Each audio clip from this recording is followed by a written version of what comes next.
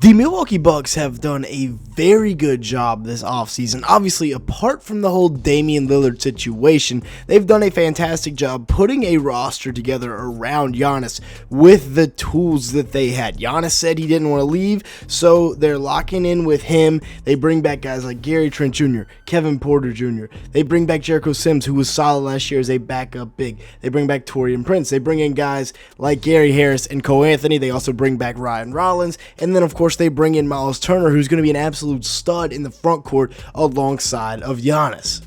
And please don't get it twisted. Giannis Antetokounmpo is a top 3 player in the league, regardless of how you want to look at number 1 and number 2. And honestly, I think he's maybe number 2. Yes, SGA just won the MVP, and maybe I'm hating a little bit, but Giannis of a dominant 30.4 point, 12 rebounds, 6.5 assists, 1.2 block, 1 steal stat line, and the fact that this man did it on 60% shooting from the field. That's a better efficiency than Jokic, and that's a better efficiency than Shai Gilgeous-Alexander, and he's a better defender than both of them. So he has a legit argument to be the best player in the league. His supporting cast is just in shambles compared to the rest of them. He's 6'11", with a 7'3" wingspan, literally the definition of the Greek freak, because when he is coming downhill, there's nothing to stop him, right? Nobody wants to step in the way, not even NBA legend Killian Hayes right here. He averaged 33 points per game in the playoffs last year with 16 rebounds, 6.5 assists, and 2 stocks in just 38 minutes. The man is a different animal, and what they've done to surround him is bringing a guy like Myles Turner, who is a phenomenal defender and is also a really good scorer. Now, maybe he's not quite as good of a defender as he once was, but he can shoot the 3 ball. It is a pretty hefty price tag to pay at 4 years, $110 million, and it is questionable. Waiving Damian Lillard and stretching that contract over 5 years to bring in Myles Turner, who averaged 15.6 points, 6.5 rebounds, 1.8 assists, and 2 blocks last year. Now he did shoot 48% from the field and 40% from 3 on 5.5 attempts. So Myles Turner himself is a fantastic player, and paired up in the front court with Giannis, it's going to wreak havoc on the rest of the league in the post and on the perimeter, but they sacrificed their entire guard rotation for this because Damian Lillard was their only guard that could really go out and get his own bucket, and now they don't have that anymore in exchange for Myles Turner. So when you look at like a Turner for Lillard trade, it's not fantastic, but when you just look at purely the decision to bring in Myles, it was fantastic. Now they had a lot of other decisions to make this summer, including all 5 of these guys being free agents. Brook Lopez is finally gone. He was going to be 37 next year, and yes, he still averaged 13 a game with 5 rebounds, 2 assists, 2 blocks in 32 minutes,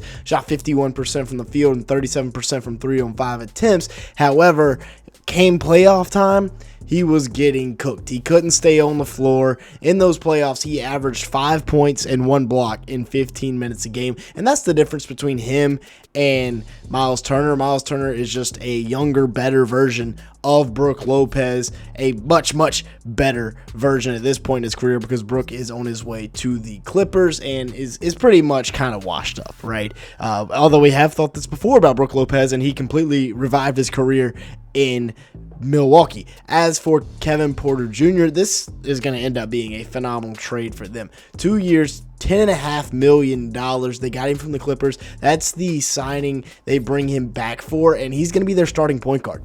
And he can definitely do it. He averaged 11.7 points a game, 3.9 rebounds, 3.7 assists, and 1.3 assists in 20 minutes per game last year, while shooting 49% from the field and 41% from 3 on 2.5 attempts as a Buck. If he continues with these numbers, that could be huge. And remember, at one point in his career, Kevin Porter Jr. was seen as the face of the franchise down in Houston with Jalen Green. So there's definitely still a lot of untapped potential there. They bring back Gary Trent Jr. as well, who was their second best player in the playoffs this year. In the regular season, he only averaged about 11 points, 2.3 rebounds, and 1.2 assists to go with 1 steal, and he did that on 25 minutes per game, but he stepped it up in the playoffs. He shot 43% from the field in the regular season and 41% from 3, a large majority of those being catch and shoot, and what he could do off the catch, and then maybe like 1 dribble and knocking it down. In the playoffs, though, he averaged almost 19 points a game with 2.6 rebounds, 2.2 assists in 35 minutes, shot 55% from the field, and 50% from 3 on 8.8 attempts a game.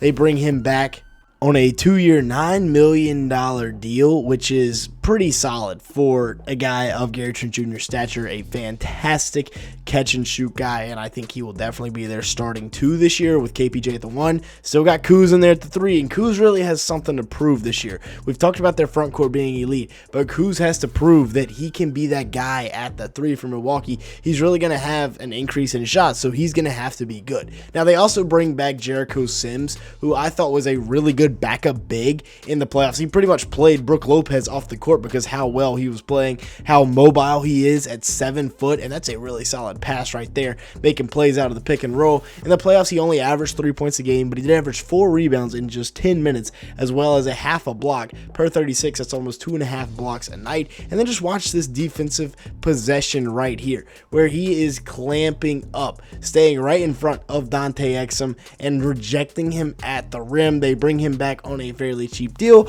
which is very, very solid for Milwaukee.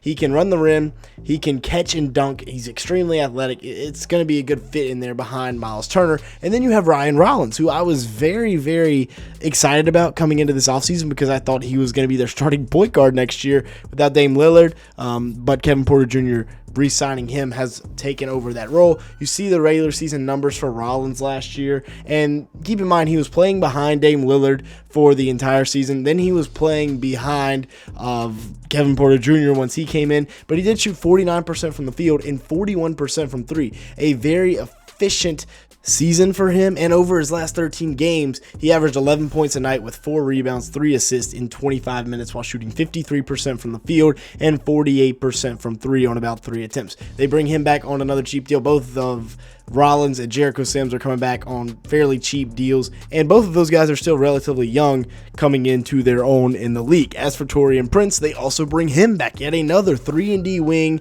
that can score it. He's 6'8" with a 7-foot wingspan, so the perfect guy to throw in there around Giannis. Averaged 8.2 points, 3.6 rebounds, and 2 assists with 1 steal in 27 minutes. Shot 46% from the field and 44% from 3 last year on 4.2 attempts. The 31-year-old, they bring him back on a 2-year, $7 million contract, and that is phenomenal value for a guy that just almost led the NBA in 3-point percentage. They bring in Gary Harris, whose career and usage in Orlando kind of died off last year, on a 2-year, $8 million contract from free agency. So there is some value here because 2 years ago, he barely played last season, but 2 years ago, Gary Harris put up about 7 points, 1.7 rebounds, and 1.6 assists in 24 minutes for the Magic. Shot 44% from the field and 37% from 3 on 3.8 attempts a night. He is a serviceable 3-and-D wing, giving you a little bit of depth at that guard position, and they got a lot of guards that can battle it out, and whoever the best is can take those minutes. Not as much depth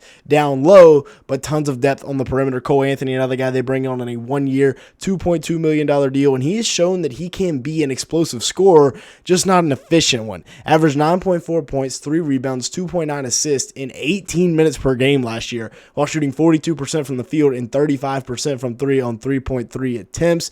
And scoring has never been an issue for Cole Anthony. He loves to shoot the ball for sure. It's just the efficiency. They also have Tyler Smith, who I was a huge fan of coming out of the G League Ignite a couple of years ago. So this is probably what their bench will look like with Bobby Portis, AJ Green, and Taurean Prince leading the way.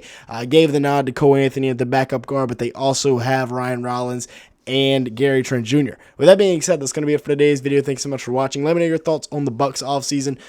Hit that like button, hit that subscribe button. And with that being said, thanks so much for watching today's video.